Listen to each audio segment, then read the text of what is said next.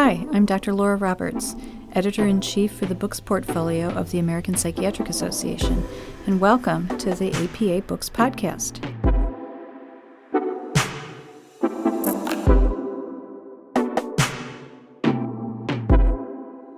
Well, welcome everybody to another edition of Psychiatry Unbound. Today our guest is a wonderful colleague and professor and chair of the Department of Psychiatry and Associate Dean for Professional Development at Rutgers, New Jersey Medical School.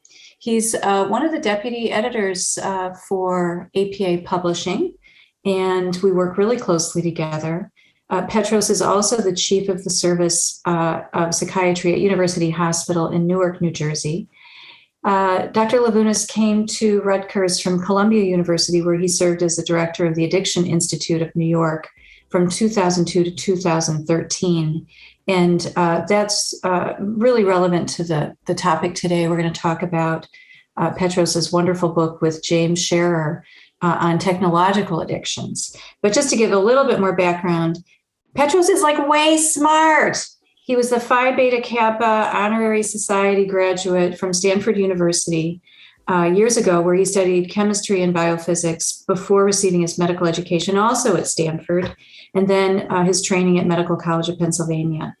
Today, he's here to talk with us about his newest book for APA Publishing on technological addictions. And I'm really happy to see you, Petros, virtually by Zoom as we're recording this podcast. And welcome to Unbound. Thank you so much, Laura. Thank you for having me. That's being invited is one thing, but being invited back, that's a really big honor. Well, it's because you keep on doing great books for us. I'm so glad, and thank you. You know, you were mentioning that James Sherer is a fellow.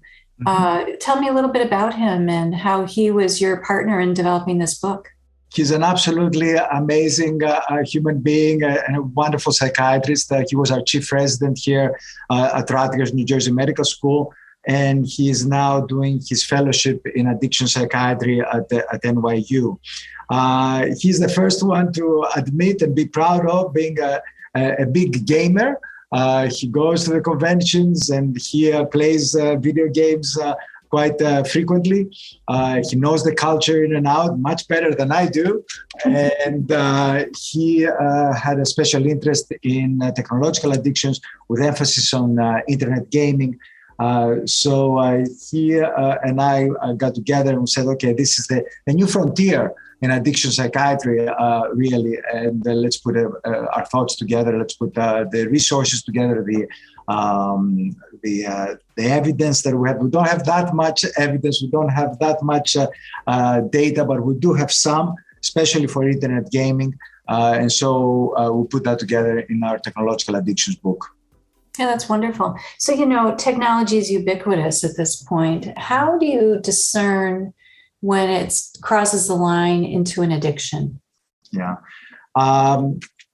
Most of our work reflects what we know about the substance use disorders. And luckily, in a way, the more we study technological addictions, the more we appreciate the common themes that we see between the substance use disorders and the technological addictions.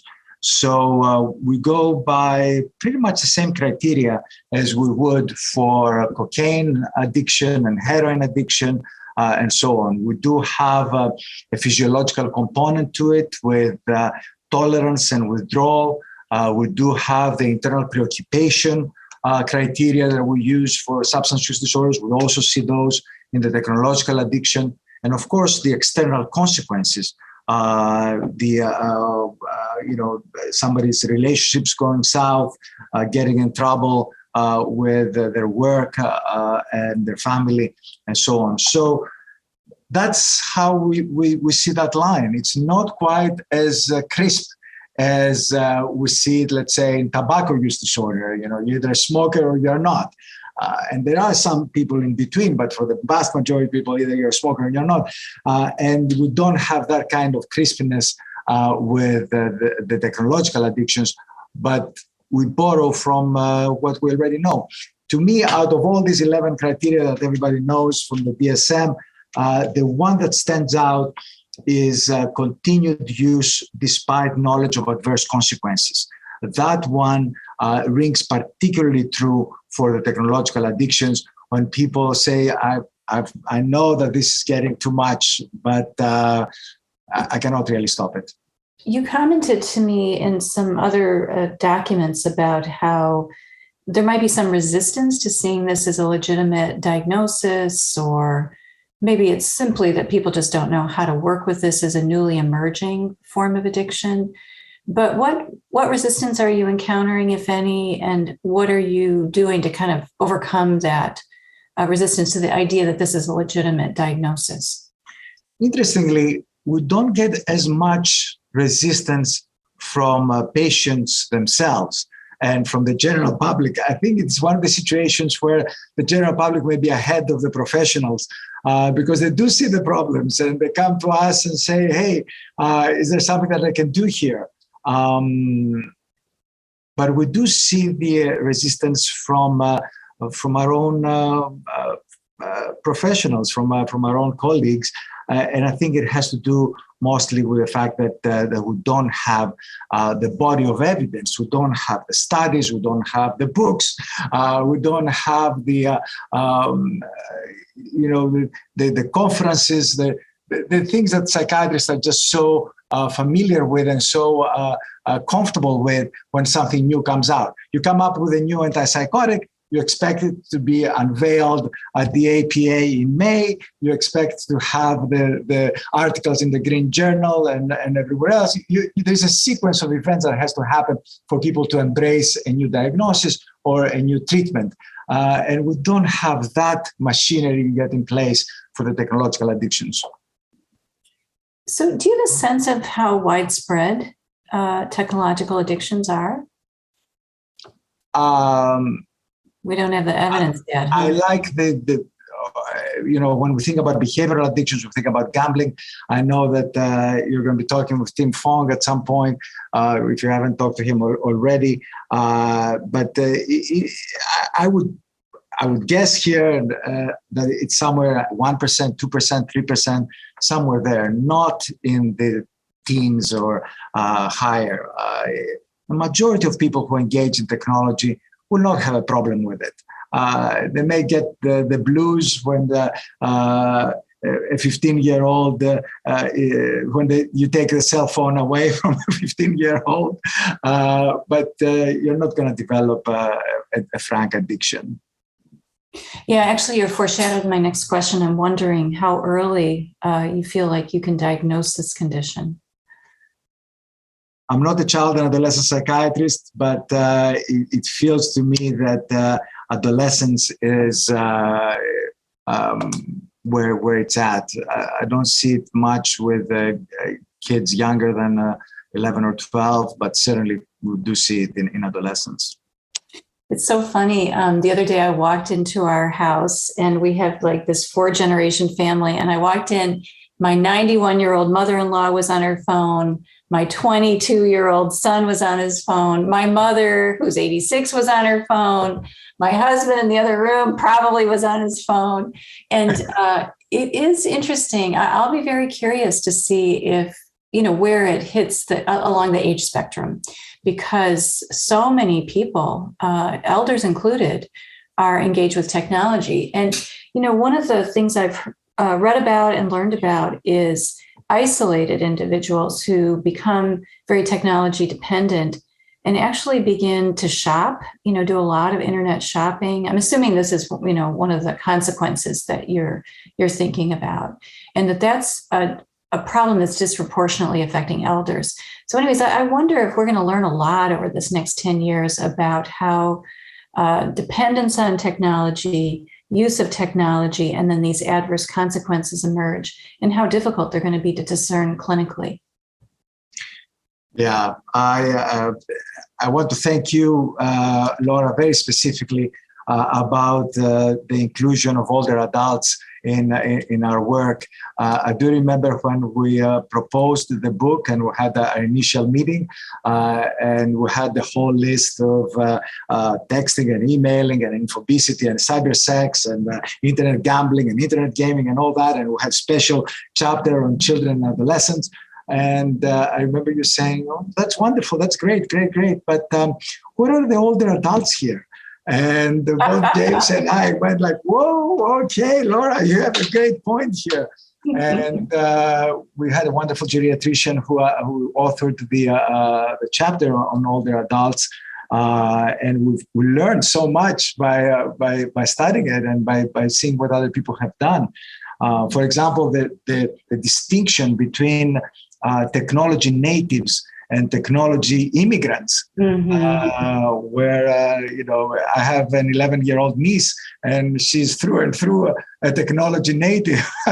Everything is just so easy for her, and then there are technology immigrants. Probably my generation is somewhere in between. We had some technology, but nowhere near the technology that kids have now, and we had to learn the technologies. And I consider myself to be pretty good at it, but it's not immediate. It's not the natives' appreciation and ability to connect with technology. So let me ask you then about kind of other things that, you've done several books for us. They're all really different, actually, and uniquely valuable, I think, for the community. And I really want to thank you for all that. And I see you as being very inclusive and actually mentoring a lot of people through the process of developing books. So I wanted to say that I admire that very much. Let me ask you about the harder part. So what's hard about putting together a book? What was hard about maybe putting together this book? And what advice might you have to someone who's thinking about tackling a book for us or for other publishers? That's an easy question here about this specifically about this book, because when it came to technological addictions, the major obstacle was the lack of extensive literature, of extensive scientific studies. Yes, we do know quite a few things about internet gaming, but for the rest of the technological addictions, we had to rely on scanty evidence. So that was the major issue, I would say, with this book, which is not the same with other books like motivational interviewing or LGBTQ mental health, where, if anything, we have too much information, and then you have to be careful not to get lost in information overload. In terms of what would be challenging about putting a book together, don't fret the time that we will spend planning about the book. That would be my major advice here. That it feels like it takes so much time to figure out what chapters you want to have, what's the organization of the book, what each chapter should have in it, the format of the book, the format of each chapter, to have some kind of continuity, to have some consistency from chapter to chapter. Spend as much time as you need to really nail down exactly how you envision the book, both in terms of the sequence of the chapters as well as each chapter individually. And then when you write all this up and in your instructions to the chapter authors, you make their lives much, much easier. And the final product is one that seems like it does have some internal consistency to it. So I would say that's somewhat of a challenge to take your time up front in a book, and then the rest will just take its place. Editing is, I've become pretty good at editing at this point. We used to split chapters with my co-editor. Let's say, we say, I'll do those chapters, you do those chapters. We don't do that anymore. We edit all chapters, both of us.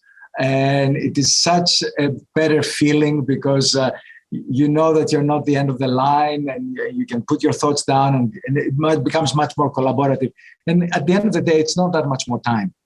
So, yeah, I think building a book is really, really fun. Another issue that I've heard people struggle with, and I myself have struggled with, is identifying the right authors for individual chapters in an edited book. So, do you have you probably just mostly know people in the field and can think through who might be a good person to comment on a particular domain, but do you have any tricks or special approaches to that challenge? Yeah, there are some people who are very well known in their area, and you want them to be part of your book because they have done a lot of work, they've done a lot of studies, and they're very well respected. The challenge here is that some of these people do not really have the time to write a book, to write a chapter for your book. But the good news is that quite a lot of them may have fellows and postdocs and junior faculty that work with them who need some publications and need some writing. So I very often ask them to be the senior author in a chapter and have one of their trainees be the first author in the chapter, and ends up quite often like a win-win situation. The most extreme example of that to me is for our LGBTQ mental health book, where the lead author for one of the chapters was a high school student. And it was a reflection both of her own quality, because she's an amazing person, and she did a wonderful job with the chapter, but also the content of the chapter was on asexuality, something that is really emerging as a major sexual orientation identity. Not really that common in my generation, but certainly quite common in young people. So that's great. So let's step back then to the big picture. We're living in the time of a pandemic. We had multiple really addiction-related epidemics in our world and in our country prior to the pandemic. The intersection of addiction and the pandemic, we could focus a little bit on technology, because I think technology has helped us overcome or address isolation that's come with the pandemic. Yeah. But addiction as a whole, I think we have as yet underappreciated the impact of the pandemic, or living through a pandemic, and how that's going to have interplay with addiction. Am I on the right track here? Are you worried, as I am, about what we're going to be seeing in the months and years to come, certainly in mental health, but specifically in addiction? The way that I see it, I break it down in three groups.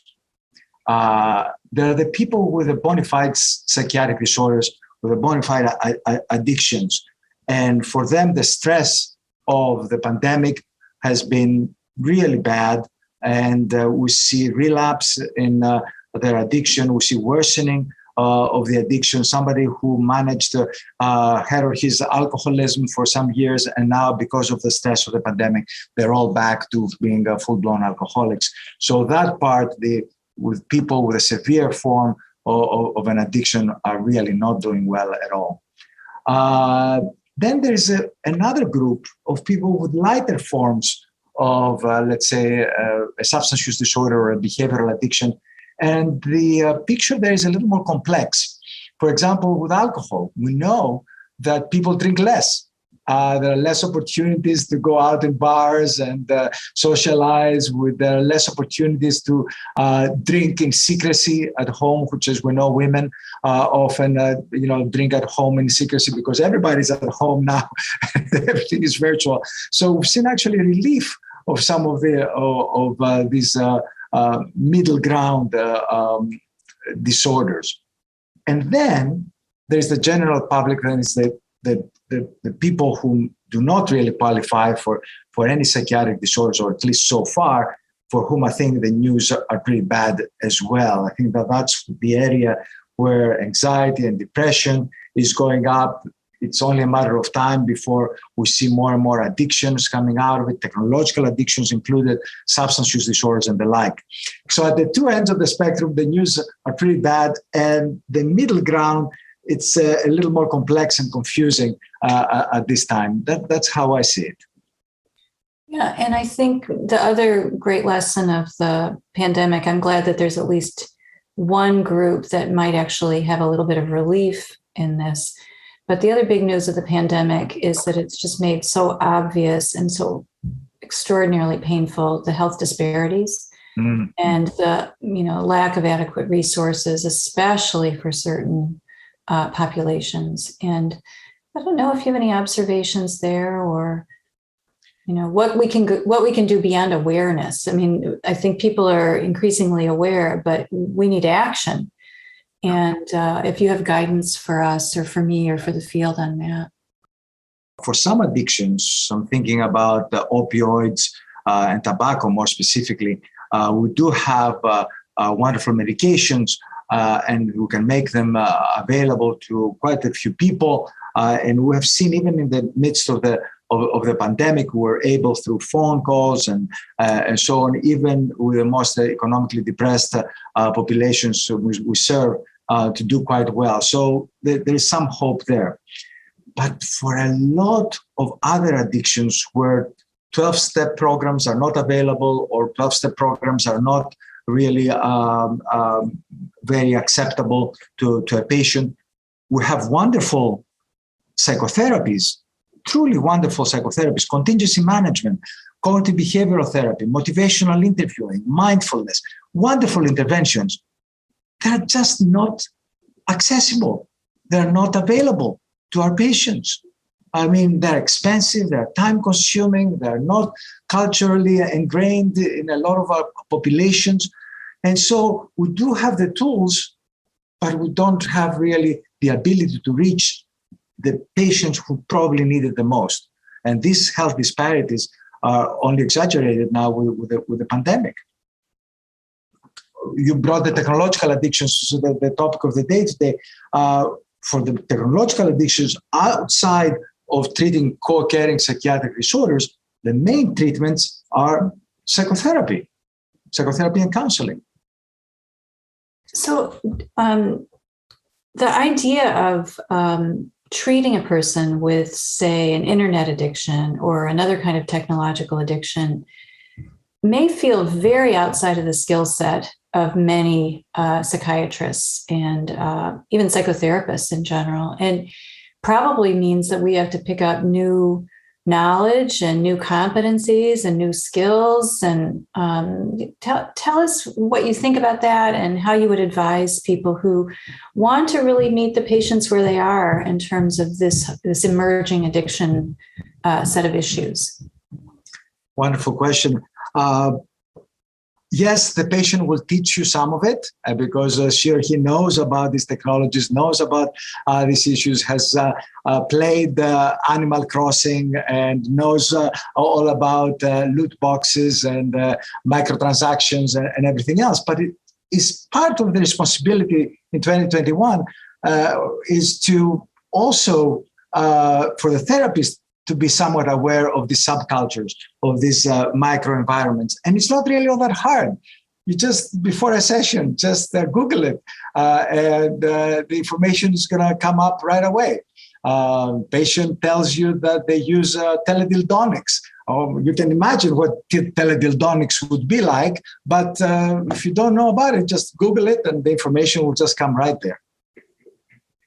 Okay, so people shouldn't be afraid to learn about these things and to take it on. And so you could Google it. You could, rely on your wonderful book. Maybe you could comment on a few patients where you were surprised or something new. You encountered something new, and you had to maybe yourself go and learn some more about this space. Absolutely, the kink culture. That is.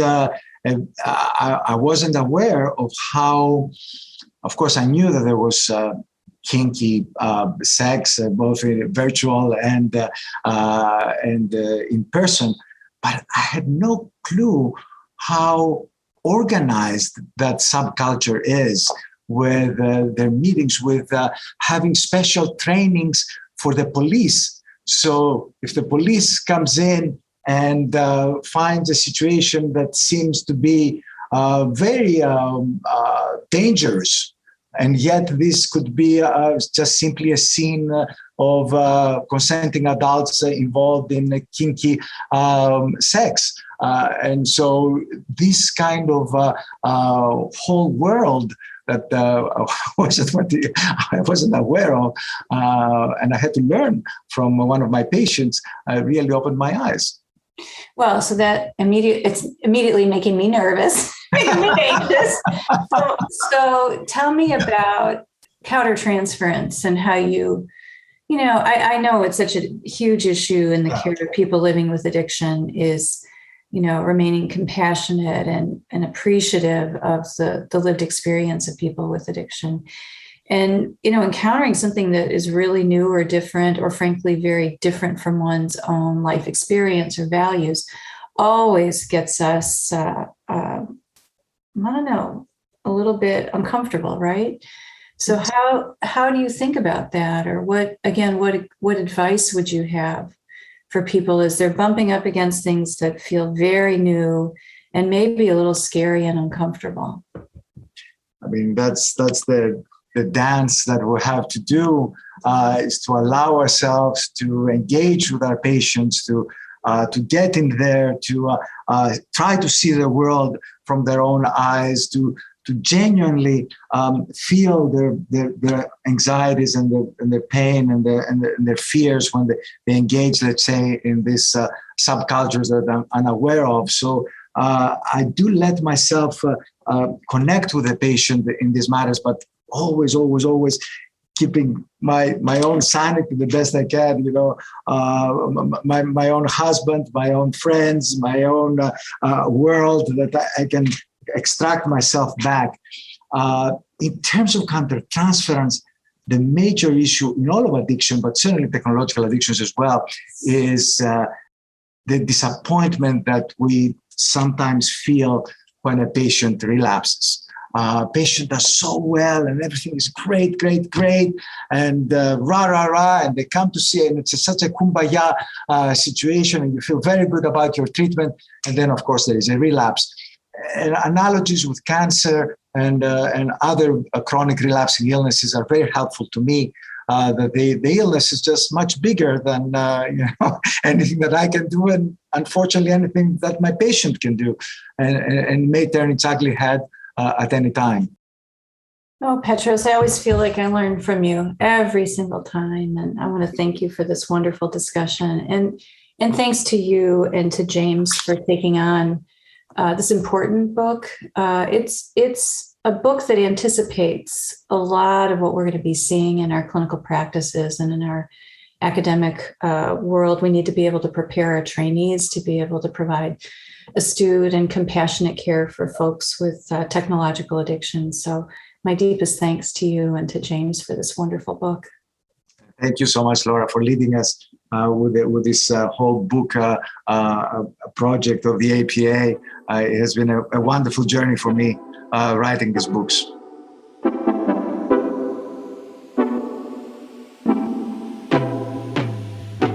Our original music is by Willow Roberts. Our executive producer, Tim Marney. This podcast is made possible by the generous support of Stanford University. We are a production of American Psychiatric Association Publishing, John McDuffie Publisher. Be sure to visit psychiatryonline.org/podcasts to join the conversation, access show notes, and discover new content, or subscribe to us on your favorite podcast platform. Thank you.